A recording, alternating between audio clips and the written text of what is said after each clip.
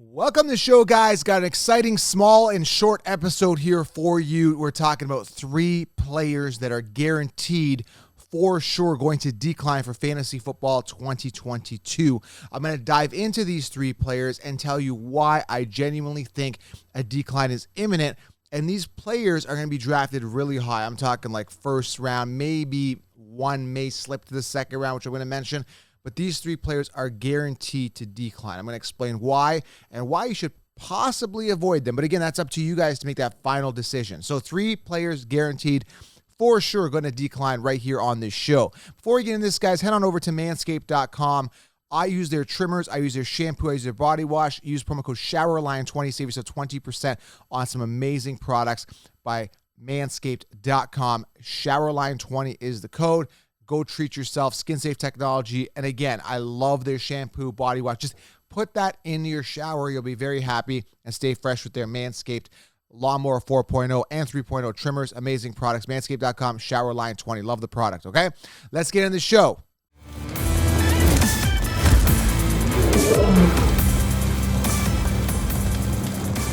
All right, guys, welcome. Make sure you guys hit the subscribe button if you guys are new to the channel. I know a lot of people watch the channel but haven't actually subscribed, so click that subscribe button if you want winning advice and NFL news and notes and everything for football and sports in general. I try to cover a lot of topics, but mainly fantasy football, of course, and football, okay? That's the first thing. Second thing, guys, in the comments below, let me know. I want to make this interactive. If you guys watching on YouTube, if you're listening in the car, go to YouTube, drop a comment. Let me know who you think is going to decline that had a pinnacle year last year, aside from these three that I'm going to mention right here, okay? Drop it below who's declining this year. We're talking about regression players, okay, guys? It's very important that you are aware of regression players because some people overpay for them and you end up getting a player that is just not good, is going to bust. You don't want that, and that's why I emphasize, and I also analyze and I make sure that you stay away from declining players. I'm really good at that. I'm good at a lot of things for fantasy football. I live and breathe this. But one thing I'm really, really good at is, analyzing and knowing who's going to decline. And in my 16-round draft solution, if you haven't got it, get it below or just go to thefantasyfootballaccounts.com. I go all over the sleepers, breakouts, and all the optimal players to draft in each position. All right. So the first player right here, guys, let's talk about him. Now, a lot of people are going to draft this guy very early. They're going to have very high draft capital on him. And I'm telling you guys, stay away from this player because at the end of the day, a decline is definitely coming. The guy I'm talking about, guys, is Cooper Kupp. Now, Cooper Kupp, everyone's going to be drafting this guy first overall amongst wide receivers anyway. Not only that, they're going to be drafting him in the first round, probably within the top 3 to 5 picks. Now, Cooper Kupp, if you remember last year, was sitting behind Robert Woods on the consensus rankings. Cooper Kupp, let's talk about him last year. 145 receptions on 191 targets. Nobody gets that type of target count. That's insane. Okay, 1,947 yards, 16 touchdowns. This is a pinnacle year. This year is bigger than Antonio Brown's 2015 year. This Cooper Kupp year last year was bigger than Michael Thomas's 2019 season. And what happens to those players, especially Michael Thomas as an example, they decline the year after. They either get hurt or they decline or something happens because it's such a pinnacle year. And the argument that I had with Michael Thomas when I told you not to draft him in the 2020 draft was the argument was, well, Joe, he had such a pinnacle year. Even if he declines a bit, he's still a top 5 wide receiver. And I kind of get that argument, but I just cannot see Cooper Kupp having these type of numbers. And I think maybe injury might play in a factor because he has been hurt before.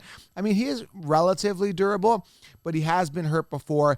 2018, he had the injury, played 8 games, but relatively consistent throughout the years prior. Now, he played since 2017, so he's got 5 years under his belt. And this was his astronomically largest year. The only year he had close to this was back in 2019, where he had 1,161 yards, 10 touchdowns, okay? Now, you could say he had the upgrade at the quarterback, and that's going to continue on, and I get it. But they've added Odell Beckham Jr. There's going to be some changes on that offense. It's going to be a different team next year slightly, but we're going to have to see after the NFL draft what happens. But, again, I think a decline is definitely coming. That's pretty obvious. I know you're thinking that. But how much of a decline is the big question? Enough so, I think, to push him out of first-round contention. And understand, guys, when you have such a Cinderella year, you decline naturally next year, the year after, you get hurt. It happens, okay? So based on the fact that I know a decline is happening, Okay, we don't know the exact extent of that, but just based on that alone, I'm not going to invest a first-round pick on him. I liked him last year in the 3rd or 4th round. I loved him. Everyone was drafting Robert Woods. I was like, yeah, give me Cooper Kupp all day because I had him ranked ahead of Robert Woods. And I was telling you to draft him in my 60-round draft solution. I omitted Robert Woods because I didn't think he'd be viable. So Cooper Kupp is a guy that I believe in, although talent-wise and everything, although for fantasy, I'm not investing that high of a draft capital for a guy coming off a pinnacle year. Okay, that's an easy one for me.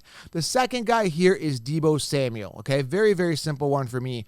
A decline is definitely coming. Again, another guy that I was high on. He came on my show. Go back on my YouTube videos back in. I think the show happened like August 2021 was when I did the show.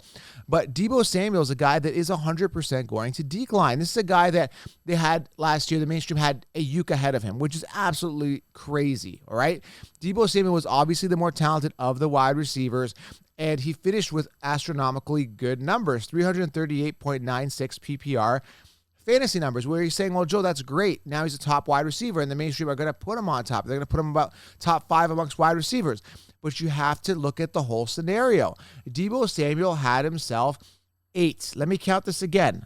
8 touchdowns rushing. Okay? I want to remind everybody that Deebo Samuel is not a running back. Okay? 8 rushing touchdowns, which completely inflated his numbers, and he had 365 rushing yards to tack on top of those 8 rushing touchdowns. To put that in perspective, okay, I'm going to put that in perspective. That would make him a top 10 running back in regards to touchdowns, matching guys like Melvin Gordon, James Robinson, and Nick Chubb, who all had 8 touchdowns apiece, and they all tied for 9th in regards to order of touchdowns. Does that make sense? So Josh Jacobs had 9 touchdowns. Derrick Henry had 10, and he only played 8 games, which is pretty phenomenal. Zeke Elliott had 10. Austin Eckler had 12 rushing touchdowns. Joe Mixon had 13, and it goes up from there. Damian Harris had 15. James Conner had 15, and Jonathan Taylor had 18 touchdowns. So if you look at Deebo Samuel, who's a wide receiver, he's in the running back talk here. I mean, that's absolutely crazy. So the point I'm trying to make is, if you guys don't already know this, he's a strong wide receiver, okay? And I get it. And his yardage, 1405, is good. His targets are low. You have to understand that, guys, that they spread the ball around in San Fran. And 121 targets, 77 receptions for 6 receiving touchdowns. That's good. I mean, you could say that the touchdowns could go up, Joe. There's still some room to grow there. You can make that debate. The targets could go up. I just don't see him having this type of year. I really don't. So, when I look at Deebo Samuel, I'm seeing a guy that was value last year.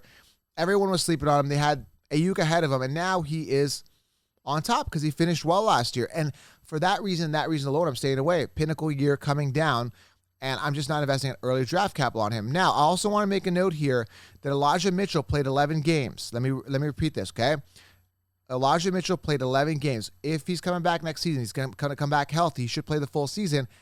He will get those rushing touchdowns. Now, he had 5 rushing touchdowns, but he missed a lot of games. He missed like 5-6 games, right? He had 207 attempts, 963 yards on the ground, and 5 touchdowns. This is Elijah Mitchell. He comes back. He becomes the workhorse. Now you've got yourself a solid running back there who is going to take away that volume from Deebo Samuel. You might not need Deebo to run the ball in 8 times. I mean, that's crazy. Now, Kyle Juszczyk was used there a little bit. Jeff Wilson a little bit, had 2 rushing touchdowns. Trey Sermon had, 1 rushing touchdown. He comes back healthy. He only played 9 games. He was a rookie. So you've got these running backs that are going to be implemented and going to be used near the goal line, and it's going to push Deebo Samuel out. So again, I explain something. I say, hey, well, I'm not going to be drafting this guy, and I give reasoning for it because, again, there's no way. I just don't see 8 touchdowns again, which completely inflated his overall fantasy numbers. So that's going to push him outside the top 10 in my well-calculated hypothesis and opinion here, okay, guys? And the third guy here, you guys may disagree with me, and I totally understand why you may disagree with me on the third player that's guaranteed for sure decline is Jonathan Taylor. I'm going to tell you why, okay? So stick with me here. Jonathan Taylor, okay, amazing talent. I love him. I mean, this is a guy that came in as a rookie. I was high on him. I love the talent. Last year, I knew he'd have a good year. The only problem I had with him, I just thought they'd probably use Nyheim Hines a little bit more, which they didn't end up doing. Marlon Mack just was not a factor there. at all. And I always told you Taylor was a superior running back compared to Marlon Mack. And that's exactly what happened. This proved it. Now, Marlon Mack only played 6 games last year. I think he's going to be shipped off, whatever. He's gone. But Jonathan Taylor, Nyheim Hines, those are the guys, right? So Nyheim Hines had 56 attempts, 276 yards, and 2 touchdowns. That's really good considering Nyheim Hines was a guy that was going to be a threat, especially in the receiving game for Jonathan Taylor. And that was the only thorn I thought that was going to be in the side of Jonathan Taylor. He ended up with 332 attempts, guys. I mean, when you're looking at an attempt standpoint, that's phenomenal. That's what I want. I love the volume, love the attempts. 1,811 yards, 18 touchdowns, okay? So when I look at this, I'm thinking, wow, amazing year. I love it. And I totally get why he would be a first overall pick. I totally get why he'd be a top 3 pick, and I'm still considering grabbing him. I mean, the only person I'd probably get over him is probably a Najee Harris or a Derrick Henry, because I still think there's more ceiling to be had with those guys. But when I look at Jonathan Taylor, I look at 18 touchdowns. I mean, that is going to be very, very hard to top, okay? The last time anybody had that type of year was Priest Holmes. Let me repeat this. Priest Holmes in 2002. Okay, I'm gonna tell you this right now. In 2002, Priest Holmes finished on top amongst running backs, 442 fantasy points. This guy, I'm telling you, didn't get. Actually, he did. He got receptions. He got 70 receptions, 3 touchdowns. He had 21 touchdowns. This is Priest Holmes in 2002.